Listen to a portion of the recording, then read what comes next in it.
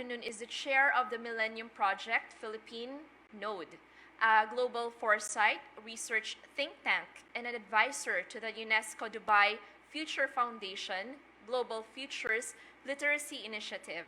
He is a supervising fellow at the DAP GSPDM certificate course on futurist thinking, lecturer at the University of the Philippines Diliman National College of Public Administration and Governance, pioneering course on strategic foresight in public policy and governance, and instructor and advisor to the Lee Kuan Yew School of Public Policy Executive Education course on the Future of Leadership Development Program. To give us more insights on the future's thinking in TVET, let us all welcome Professor Shermon Cruz. Thank you very much for that kind introduction, and I will jump in straight away to futures thinking in TVET. It was great to hear, this anticipations about the future of work, particularly, in both in the formal and the informal sector. But there are many ways by which we anticipate the future of work.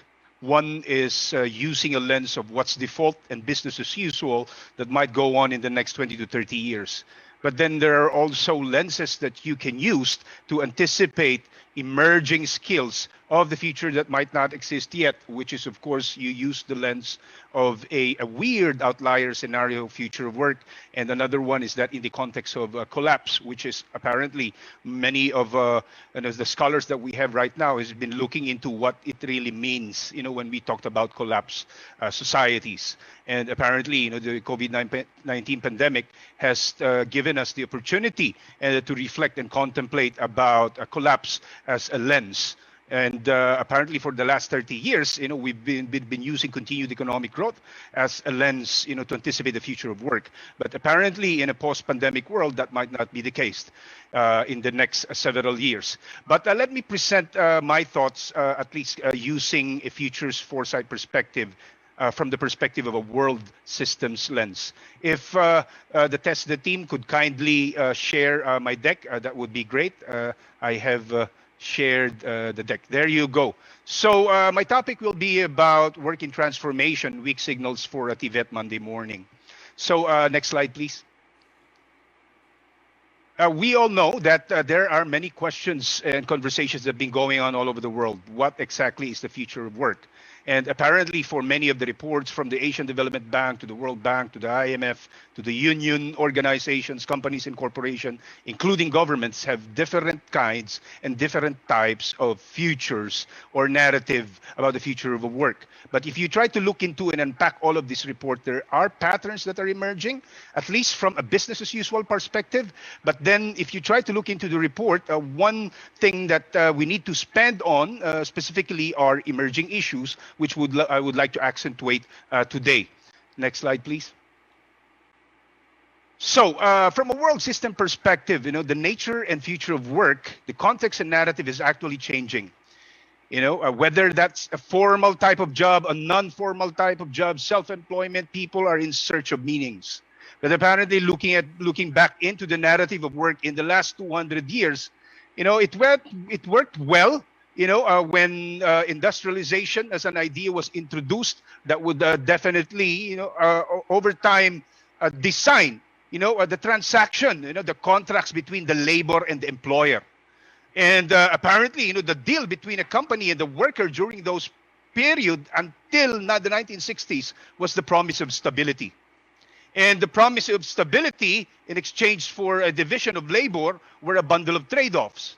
And what were these trade-offs? Work stability, steady revenues, pay slip to prove yourself that you can get a house or buy a car, allow yourselves to at least secure the future of your kids. And then the emergence of powerful and weak unions and the bundles that makes everything good for everyone. But then in the 1960s, that idea was challenged. And now that we are moving into a de-industrial era, apparently, the bundle of work that were designed to keep the worker participate in an industrial work setting is slowly fading away. And we've seen that accentuated by the pandemic, with a lot of resignation going on, especially in the developed country. And apparently, I have friends in the BPO industry that is as well creating new opportunities for developing countries, especially in the BPO industry, which is the number of data servers being set up in the Philippines is growing significantly. So, and then workers, especially the new generation, started to question the task that they've been given, and some would say it's a boring job. This types of job doesn't create meaning as far as my life is concerned, and that would result to inequality in a lot of work settings, and that has been accentuated by the financialization of the economy in the 1990s, and it's continuing that the promise of stability jobs are particularly emerging, and in the next 20 to 30 years it might be gone. So what are the emerging issues here as far as the future of work is concerned, and the skills that we need to look into beyond the default or the business as usual future of work? Next slide, please. Yep, next slide. I have discussed that already, but let me just go into a speaker's view. Yep, that's the bundle that was apparent, and now we are moving into the unbundling age as far as the future of work is concerned. Second. Next slide. And the industrialization and the emergence of new craftsmanship and beyond. Next slide. And apparently the unbundling of work is becoming possible because of technology that enables participants to be flexible and network, and the focus on well-being, among others, drivers that are enabling the unbundling of work to occur. Apparently, there are emerging issues that's coming up, and it might become disruptive. It depends on how the uptake the result, the uptake of this changes as far as companies and corporations and nation states are concerned. But definitely there will be actors, big and small, who will adopt at the earliest stage of emergence or might end up becoming laggards in the process. Next slide, please. And what are the values and pushers? One is autonomy, responsibility, creativity, authenticity, connections and community, relationship, co-living and co-working in the planet. Given the fact that big stakeholders, activist stakeholders will roll out conversation about net zero beginning next year after the COP26. We'll be hearing a lot of these things in the next several years, among other drivers of change that are usual or perhaps unusual. Next slide. So with that in mind, I would like to share to you some weak signals of change. Those things that we don't necessarily talk about, but in the process, over time, I'm not saying that it will be next 5 years or 10 years, 20 years or 25 years. The intent of a futurist, of a foresight work, anticipation, is not to predict the future and make us feel all comfortable in the process. So weak signals are random and disconnected ideas from the fringe. There are no data in here. It's slow knowledge. No one talks about it, but it is emerging. There might be some actors who might, take this idea seriously and start investing on it, and then suddenly it changed the way we see the future of skills that we need to create in the next several years. One is, of course, human augmentation. What does human augmentation mean? It's all about transcending the boundaries of human intelligence, physical and intellectual, by amplifying our cognitive power through virtual and augmented realities. Bioengineering and the neurosciences. That is something that we need to look into. Is it relevant, to vocational courses? We'll see. But definitely, I will discuss that further later on. Another one is a change on the type of learning that could emerge, an imagination-based learning. The Ministry of Dubai recently said 2 years ago, particularly the Minister of the Future in Dubai was saying, and it's not really like he's the only person who's saying this, a futurist and foresight practitioners has been saying this in the last 10 years, that we might be shifting, transitioning to an imagination-based economy by the year 2050. So if you try to imagine what would an imagination-based economy look like, and what does it imply to the future of vocational courses, leads a lot of questioning and contemplation of how might we be able to make sense of this and navigate and try to determine what kind of skills do we need to develop if we are heading into really a question of imagination-based economy. And given the fact that there are many content creators emerging by the day, 6 months ago, I've learned that there are like around 53 million content creators in this digital world. And try to imagine, how might the number of content creators be in the next 5 to 10 years if we have currently 53 million content creators, and one content creator can earn as much as $35,000 a month to a $1.5 million a month if you are really into this and spent a lot of time doing it. We've seen that on the net, and that is growing. And another scenario that emerged in a 3-year project conducted by the Global Millennium Project, which is a think tank that I'm a part of. They published this 2 years ago, Work Technology 2050 report. And one of the scenario is the emergence of what they call the self-actualization economy. What does this mean when we say self-actualization economy? It means that we build on ourselves, develop the skill sets that we believe can enable us to self-actualize in the process, emerge as their own company, and develop new types of opportunities. So the Great Resignation could be one of the strongest driver in here. And what would that imply for the future of vocational courses or industries? Next slide. Another weak signal that I would like to share with you is what we call the memories-based industries and jobs.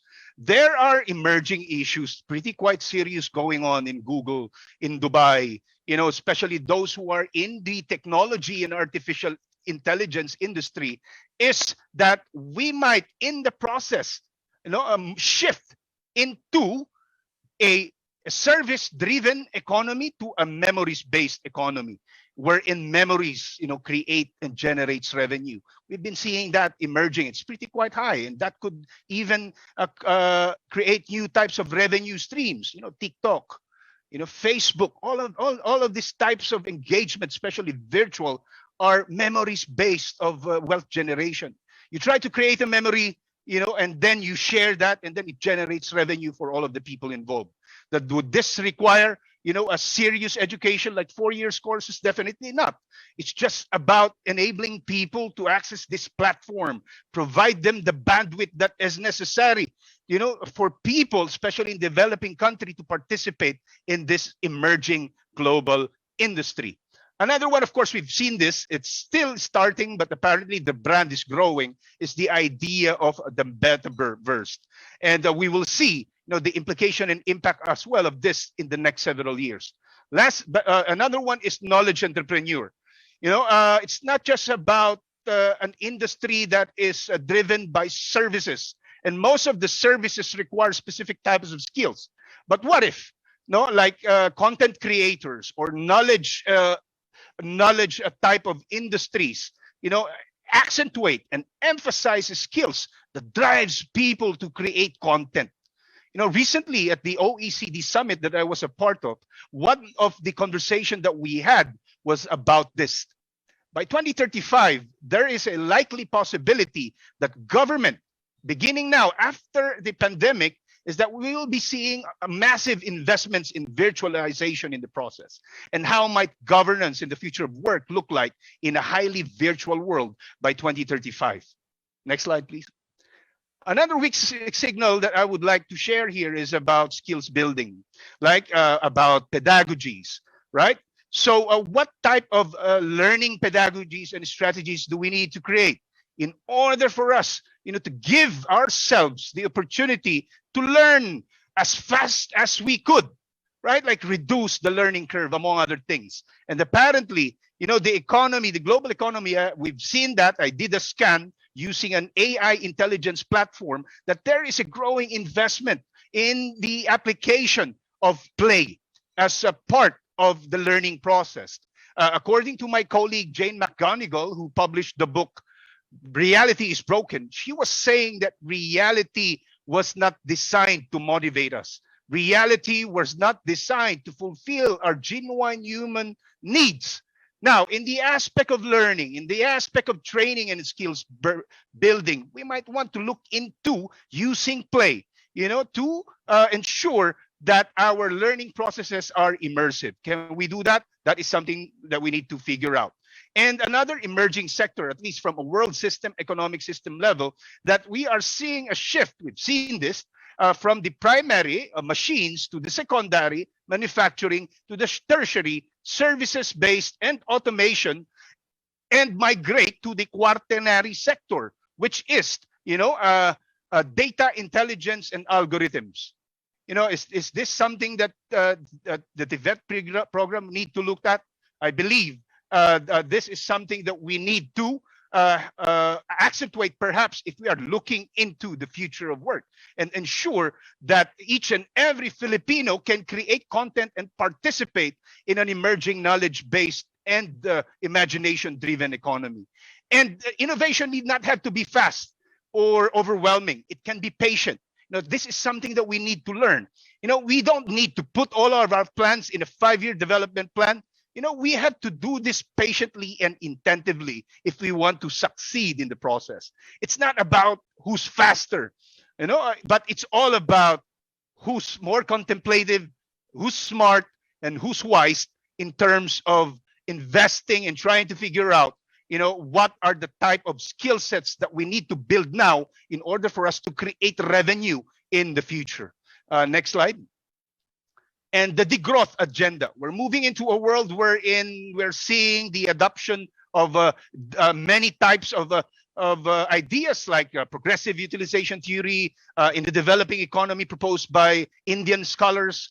You have circular economy or the donut economy, that's being brought in Europe. And you have the growth agenda, which is being proposed by our friends and scholars in South Korea. Is growth possible? Is prosperity possible without growth? And apparently this is closely related and linked to the agenda of climate change and reducing our carbon footprint in developing in designing and evolving, the future of work. And the last but not the least, but of course there are many weak signals that you might be able to uncover if you strengthen your anticipatory systems and mechanism and not just focus on the default future out there, which is digital nomadism.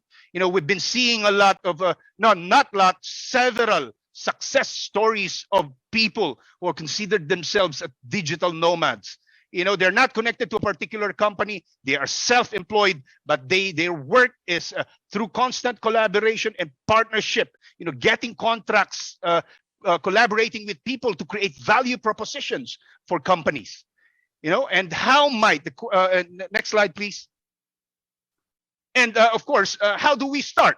This is something that we need to look into, in terms of study and trying to figure out, because apparently for an economist, he said that there is a max exodus from reality to game spaces.